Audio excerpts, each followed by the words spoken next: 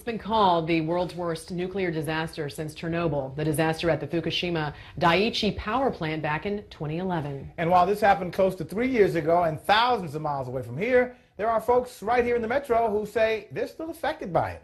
Deborah Alfarone has one man's story. Steve Simmons never needed any help getting out on the course. Oh, come on. Even if it is a bad shot, I'm still happy. Golf, hiking, he's always been the guy that never stops. I love P90X. In fact, after I did P90X, I also ordered the Insanity workout. Until November 2011, Steve was 33. So how tough is it to not be able to do that? I hate it. I absolutely hate it. It's really, something like this is life-changing. And life changed for this U.S. Naval Administrative Officer 8 months after serving on the USS Ronald Reagan, when it was the first ship to respond to what's been called the world's worst nuclear disaster since Chernobyl, the March 2011 meltdown at the Fukushima Daiichi nuclear power plant, the result of being slammed by a powerful tsunami triggered by the most violent earthquake Japan has ever seen. Steve started feeling tired, not himself. I blacked out on Route 50 and drove my truck up on a curb.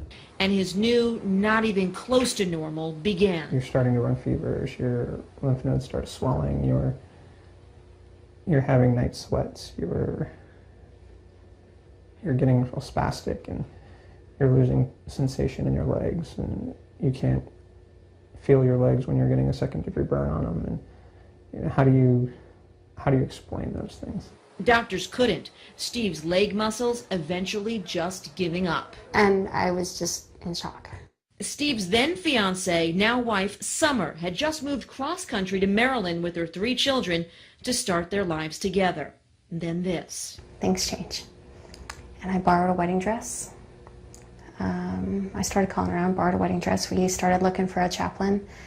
And we were married the day before Easter in 2012. In a borrowed wedding gown and his dress whites. And it was the last time that Steve was really able to spend the day on his feet. Steve can now only get around using a wheelchair. As far as the big picture, we still don't have a diagnosis of what this is, or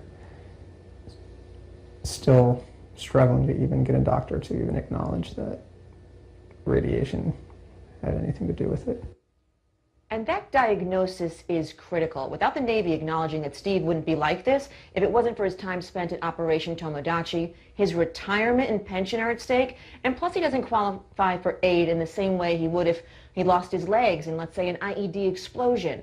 Now, the Department of Defense says radiation levels were safe and were the equivalent to less than a month's exposure to the same natural radiation that you pick up from being near rocks, soil, and the sun. And I can tell you what a lovely couple they are, Derek and Jan.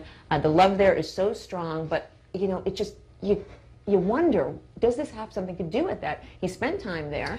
And so many other people are having problems too. Well, regardless of what caused it, we should be taking care of our military, period. It seems so odd that his pension and all that stuff would be at stake, regardless of what caused that. Well, because he doesn't have a diagnosis, that's the issue. If they could say, oh, it's this, it's radiation. But he's hurt, though. He's clearly in a wheelchair. He is. Exactly. That's catch-22. You're going to have more on this tomorrow night, 11 o'clock? I'm going to have a lot more on this, including some experts are going to weigh in on this. You don't want to miss that tomorrow night at 11 o'clock after the game, guys. All right. Thank you, Deb.